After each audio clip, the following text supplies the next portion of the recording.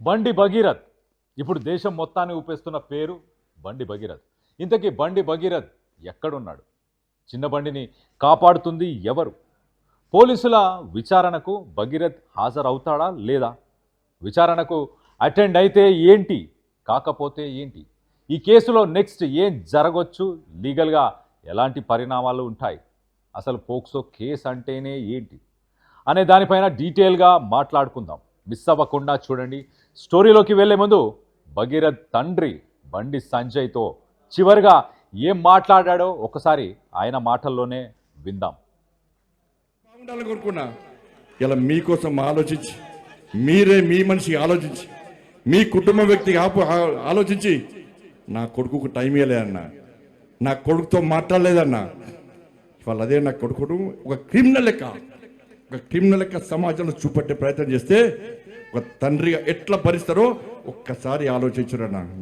నా కొడుకు నేనేం తప్పు చేయలేనా? మేము ఫ్రెండ్స్ ఉన్నానా? మేము తప్పు చేయలే, కలిసి ఉన్నాం, ఇలా విడిపోయినాం. నేను ఏ తప్పు చేయలే, నిజాయితీగా బయటికి వస్తా అని చెప్పి ఇలా నా కొడుకు ఎప్పటికీ నేను సమర్థిస్తలేనన్నా. తప్పు ఎవరు చేస్తా కూడా నా కొడుకైనా సరే ఎవడైనా సరే చట్టం ముందు సమానులే. నా కొడుకు తప్పు చేస్తే తప్పకుండా నా కొడుకు శిక్ష 100% పడాల్సిందే. ఇలా నా కొడుకు ఒక రకమైన చట్టం, ఇంకో వ్యక్తికి ఇంకో రకమైన చట్టం ఉండాలని కోరుకునే వ్యక్తి బండి సంజయ్ గారు. సమాజంలో చట్టం ఎవరికి చుట్టం కాదు, సమాజంలో చట్టం అందరికీ సమానమైన విషయాన్ని ఇవాళ నేను స్పష్టం చేస్తున్నానా.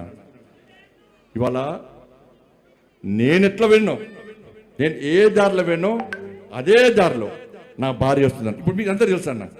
నేను మళ్ళీ ఈ నీళ్ళతో మళ్ళీ కంటెంట్ అంటారు, అదో బాధ. మళ్ళీ ఏమి నాకు కంటెంట్ కాదన్నది.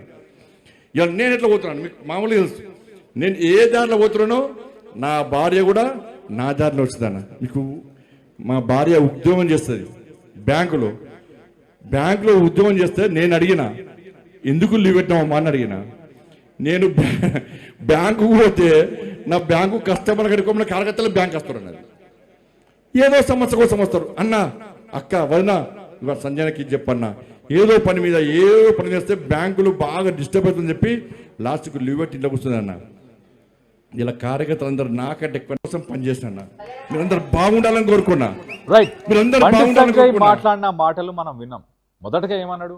మీ అందరి కోసమే నేను బయటకు వచ్చాను, మీ అందరి కోసమే నేను పనిచేస్తున్నాను, నా కొడుకుతో మాట్లాడడానికి కూడా నాకు టైం దొరకట్లేదు అంటూ మొదటగా అన్నాడు. దాని తర్వాత ఏమన్నాడు? నా కొడుకు ఏం చెప్తున్నాడు? నా కొడుకు మేము ఇద్దరం జస్ట్ ఫ్రెండ్స్ మాత్రమే, కానీ ఇప్పుడు విడిపోయామని అన్నాడు. నాకేం తెలియదు, నేనేం తప్పు చేయలేదని తన కొడుకు చెప్పాడు. ఒకసారి తన కొడుకు ఏం మాట్లాడాడో, తన కొడుకు గురించి బండి సంజయ్ ఒక్క నిమిషంలోనే మాట మార్చాడు.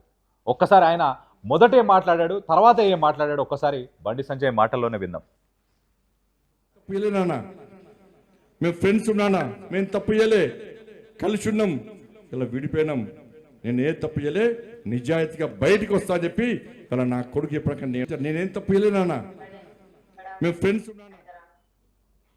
ఇప్పుడు దేశమంతా బండి సంజయ్ కొడుకు గురించే మాట్లాడుకుంటుంది. ఏకంగా సెంట్రల్ మినిస్టర్ కొడుకు పైన పోక్సో కేసు నమోదు కావడం చర్చనీయాంశంగా మారిపోయింది. ఈ కేసులో బండి భగీరథ్ను ఇవాళ విచారణకు హాజరు కావాలని పోలీసులు నోటీసులు ఇచ్చారు. అయితే విచారణకు బండి కొడుకు అటెండ్ అవుతాడా లేదా అనే దానిపై సస్పెన్స్ అయితే ఉంది. కేసును చాలా సీరియస్గా తెలంగాణ ప్రభుత్వం తీసుకుందా.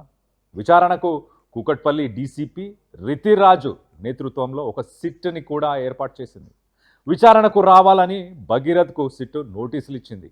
బండి భగీరథ్ అందుబాటులో లేకపోవడంతో కరీంనగర్లోని అతని మేనమామ వంశీకృష్ణకు పోలీసులు నోటీసులను అందజేశారు. మరి భగీరథ్ ఇవాళ విచారణకు హాజరవుతే ముందుగా పోలీసులు అతని స్టేట్మెంట్ని రికార్డ్ చేస్తారు. బాధితురాలి ఆరోపణలపై ప్రశ్నిస్తారు. Phone data, chats, call records ఇలాంటి డిజిటల్ ఆధారాలన్నిటిపై క్లారిటీ తీసుకుంటారు. ఆరోపణలు నిజమైతే భగీరథ్ని వెంటనే అరెస్ట్ చేస్తారు. ఒకవేళ పోలీసులు నోటీసులకు భగీరథ్ స్పందించకపోతే మళ్ళీ నోటీసులు ఇస్తారు, లేదంటే కోర్టు అనుమతితో లుకౌట్ నోటీసులని జారీ చేస్తారు. దర్యాప్తుకు సహకరించట్లేదు అన్న కోణంలో కేసు మరింత సీరియస్ అవుతుంది. సెక్షన్ 5 అలాగే 6 కింద నాన్ బెయిలబుల్ కేసు నమోదైంది కాబట్టి చట్ట ప్రకారం అరెస్ట్ చేసే అవకాశం ఉంది. ఇంతకీ అసలు పోక్సో కేసు అంటే ఏంటి? Protection of children from sexual offences act. 18 ఏళ్లలోపు పిల్లలపైన జరిగే అఘాయిత్యాలను అరికట్టేందుకు ఈ ప్రత్యేక చట్టాన్ని తీసుకొచ్చారు. మైనర్ బాలికలపైన అఘాయిత్యాలు, వేధింపులు జరిగితే ఈ చట్టం ప్రకారం కేసులు నమోదవుతాయి, శిక్ష పడుతుంది. సాధారణంగా ఇలాంటి కేసుల్లో కంప్లైంట్ వచ్చిన వెంటనే ఎఫ్ఐఆర్ నమోదు చేస్తారు. ఒక మైనర్ అంశం ఉండటంతో పోలీసులు ఫిర్యాదును తేలికగా తీసుకోరు. అసలు ఎఫ్ఐఆర్ తర్వాత బాధితురాలి స్టేట్మెంట్ రికార్డ్ చేస్తారు. ఆ తర్వాత ఒక మెడికల్ ఎగ్జామినేషన్ చేస్తారు. దానికి సంబంధించి ఆ కేసుకు సంబంధించి call records, chats, CCTV, social media data, forensic ఆధారాలు ఇవన్నీ సేకరిస్తారు. కేసు ప్రైమా ఫేసియా బలంగా ఉందా అంటే బాధితురాలి స్టేట్మెంటు అలాగే దానికి తగ్గట్టుగా ఆధారాలు అన్నీ ఉన్నాయా అని చూస్తారు. ఈ అంశాలని పోలీసులు పరిశీలించిన తర్వాత ఆరోపణలు అలాగే ప్రైమా ఫేసియా బలంగా ఉంటే నిందితుడిని వెంటనే అరెస్ట్ చేసే అవకాశాలు ఎక్కువగా ఉంటాయి. ఎస్పెషల్లీ ఈ section 5 with respect to 6 POCSO లాంటి తీవ్రమైన సెక్షన్లు ఉంటే అరెస్టు అవకాశాలు మరింత ఎక్కువగా ఉంటాయి. ఎందుకంటే ఇది ఒక నాన్ బెయిలబుల్ కేసు. పోక్సో యాక్టులో నేర తీవ్రతను బట్టి వివిధ సెక్షన్లు ఉంటాయి. Section 11 with respect to 12 sexual harassment of child అంటే బాలికలకు అసభ్యకర మెసేజ్లు పంపించడం, అనుచిత ప్రవర్తన, వేధింపుల వంటివి ఉంటే ఈ సెక్షన్ల ప్రకారం కేసు నమోదవుతుంది. నేరం రుజువు అవుతే 3 ఏళ్ల పాటు జైలు శిక్ష పడుతుంది. Section 3 with respect to 4 penetrative sexual assault అంటే లైంగిక దాడి ఆరోపణలు, బాలికపై అఘాయిత్యం చేస్తే ఈ సెక్షన్ ప్రకారం కేసు నమోదు చేస్తారు. దీనికి కనీసం 10 ఏళ్ల జైలు నుంచి జీవిత ఖైదు వరకు శిక్ష పడే అవకాశం ఉంది. Section 5 with respect to 6 Bandi Sanjay కొడుకుపై పెట్టిన సెక్షన్ ఇదే. అత్యంత తీవ్రమైన సెక్షన్లలో ఇదొకటి. దీని అగ్రివేటెడ్ పెనిట్రేటివ్ సెక్షువల్ అసాల్ట్ అంటారు. అంటే మైనర్ బాలికపై తీవ్రమైన అఘాయిత్యం చేస్తే ఈ సెక్షన్ల ప్రకారం కేసు నమోదు చేస్తారు. నేరం రుజువైతే కనీసం 20 ఏళ్ల నుంచి జీవిత ఖైదు వరకు శిక్ష పడుతుంది. అయితే బాలిక తల్లి ఫిర్యాదుతో పోలీసులు మొదటగా POCSO section 11 with respect to 12 case నమోదు చేశారు. అంటే సెక్షువల్ హెరాస్మెంట్ కోణంలో కేసు పెట్టారు. కానీ బాధితురాలి రెండోసారి ఆయన స్టేట్మెంట్ ఇచ్చిన తర్వాత పోలీసులు section 5 with respect to section 6 కూడా చేర్చారు. సాధారణంగా ఈ సెక్షన్ల కింద నమోదైన కేసు నాన్ బెయిలబుల్ కిందికి వస్తుంది. ఇలాంటి కేసుల్లో పోలీసులు వెంటనే ఆరోపణలు ఎదుర్కొంటున్న వ్యక్తిని అరెస్ట్ చేస్తారు. చట్ట ప్రకారం చేయాలి కూడా.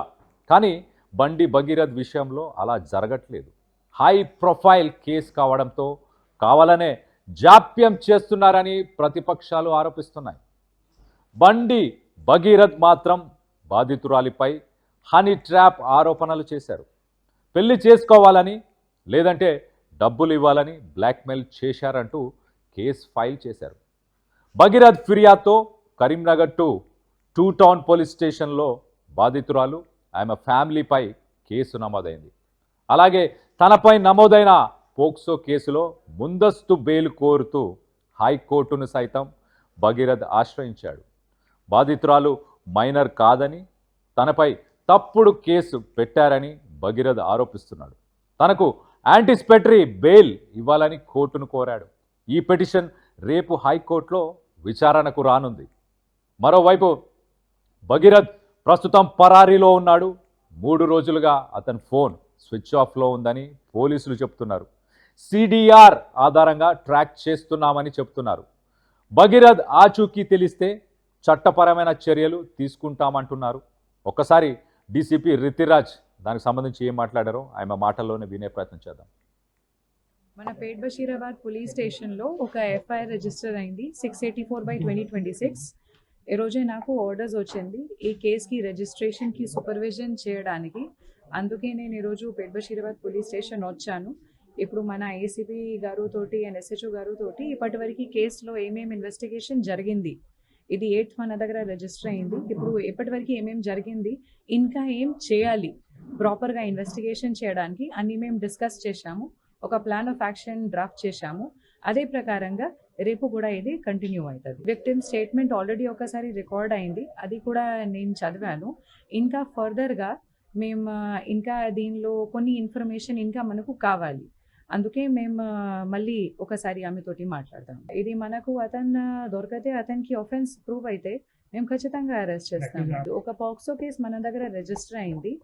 పాక్సో కేసు రిజిస్టర్ అయిన తర్వాత ఇప్పటివరకు చట్టం ప్రకారంగా ఏమేం కేసులు చేయాలి, లాస్ట్ 1-2 డేస్లో కూడా మన వాళ్ళు చాలా ప్రయత్నం చేసి అన్ని డాక్యుమెంటేషన్ కలెక్ట్ చేశారు. అక్యూజ్ గురించి కూడా మేము ఇప్పుడు ఇన్ఫర్మేషన్ సిడిఆర్ నుంచి మేము ప్రయత్నం చేస్తున్నాము. మనకు దొరికితే అతన్ని మేము ఖచ్చితంగా పట్టుకుంటాం. నా కోసం ఇది మన పోలీస్ స్టేషన్లో ఒక పాక్సో కేసు రిజిస్టర్ అయింది. ఇది విక్టిమ్కి ప్రాపర్గా జస్టిస్ ఇవ్వడానికి మన బాధ్యత ఉంది. ఫరారీలో ఉన్న భగీరథ్పై హైదరాబాద్లోని కొన్ని ప్రాంతాల్లో ప్రత్యేక పోస్టర్లు వెలిశాయి. షేర్లింగంపల్లి, గచ్చిబౌలి సహా అనేక ప్రాంతాల్లో పోస్టర్స్ వేశారు. బండి భగీరథ్ కనిపిస్తే వెంటనే ఆచూకీ తెలియజేయాలని బీఆర్ఎస్ మెట్రోలో ప్రచారం చేస్తుంది. దేశవ్యాప్తంగా సంచలనం సృష్టిస్తున్న ఈ కేసు రాజకీయంగా ఎంత దూరం వెళ్తుందనే ఆసక్తికరంగా మారింది. బండి సంజయ్ ప్రస్తుతం కేంద్ర హోంశాఖ సహాయ మంత్రిగా ఉండటంతో ఆయన పదవికి రాజీనామా చేయాలని ప్రతిపక్షాలు డిమాండ్ చేస్తున్నాయి. అది ఫ్యామిలీ మ్యాటర్, పార్టీకి సంబంధం లేదని బీజేపీ ఇప్పటికే స్పష్టం చేసింది. దీనికి సంబంధించి బీజేపీ తెలంగాణ చీఫ్ రామచంద్రరావు ఏం మాట్లాడారో ఒకసారి ఆయన మాటల్లోనే విందాం. అదే కుటుంబంలో జరిగినటువంటి ఒక ఇన్సిడెంట్ పార్టీకు అది సాయం లేదు. It's a legal matter. Law will take its own course of action.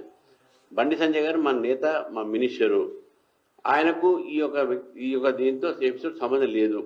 ఒకవేళ వాళ్ళ కుటుంబ సభ్యులు ఏమైనా ఇన్వాల్వ్ అయి ఉంటే that will be investigated by the police. అదే కుటుంబంలో జరిగినటువంటి ఒక కొడుకుని కాపాడుతుంది ఎవరు? పోలీసులు విచారణకు భగీరథ్ వస్తాడా లేదా? కొడుకు కోసం బండి సంజయ్ ఏం చేయబోతున్నారనే దానిపై సస్పెన్స్గా మారింది. ఈ టోటల్ ఎపిసోడ్పై మీ అభిప్రాయాన్ని కింద కామెంట్ చేయండి.